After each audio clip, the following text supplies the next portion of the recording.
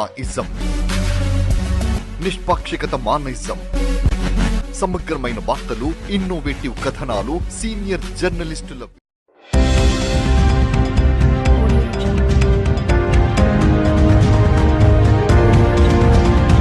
కమలాపూర్ మండలంలోని పలు fertilisers, pesticides దుకాణాలను వ్యవసాయ శాఖ అధికారులతో కలిసి ఆకస్మిక తనిఖీ చేశారు సిఐ హరికృష్ణ.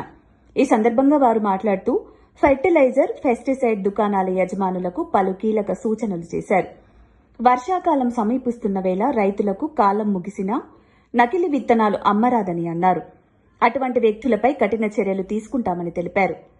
ఎవరైనా గుర్తు తెలియని వ్యక్తులు గ్రామాల్లో తిరిగి అనుమతులు లేకుండా విడి విత్తనాలు అమ్మినా పోలీసు వారికి సమాచారం అందించాలని తెలిపారు. వ్యవసాయ శాఖ వారి ఆధ్వర్యంలో టాస్క్ ఫోర్స్ టీంను ఏర్పాటు చేసి ప్రత్యేక తనిఖీలు చేపడతామని అన్నారు. ఈ కార్యక్రమంలో ఇన్ఛార్జి వ్యవసాయ శాఖ అధికారి రాజ్ కుమార్ తదితరులు పాల్గొన్నారు.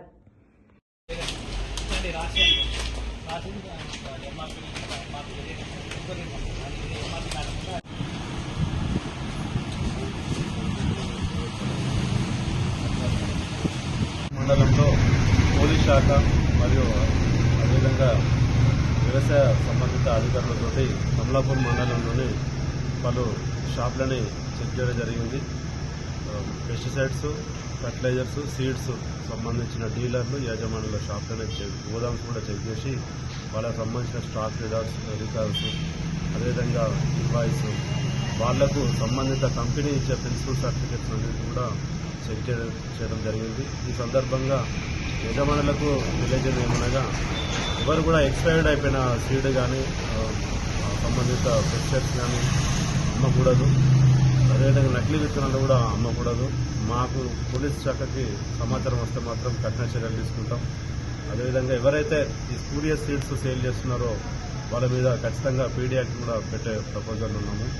దయచేసి పోలీస్ శాఖకి అదేవిధంగా వ్యవసాయ శాఖకి సహకరించి నిబంధనల మేరకే యజమానులు పోలీస్ శాఖ సహకరించేసి షాపు రన్ చేసుకోవాలని తెలియజేస్తూ, అదేవిధంగా రైతులకు కూడా ఎవరైనా ఊర్లలో రాత్రిపూట గుర్తు తెలియని వ్యక్తులు వచ్చేసి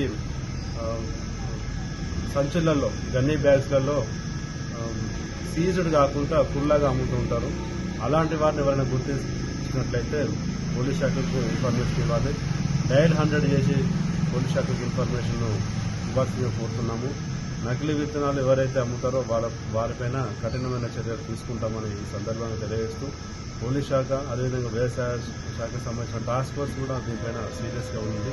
కాబట్టి ఎవరు కూడా నకిలీ విత్తనాలు అమ్మేసి రైతులను ఇబ్బందులకు గురి చేయద్దు. రైతులు ఏ విధంగా సీడ్ విషయంలో ఏ విధంగా అనుమానం ఉన్నా, అనుమానిత వ్యక్తులు కనబడ్డా కూడా పోలీస్ శాఖకి ఇన్ఫర్మేషన్ చేసి అటువంటి వ్యక్తులపైన కఠిన చర్యలు తీసుకుంటామని ఈ సందర్భంగా తెలియజేస్తారు.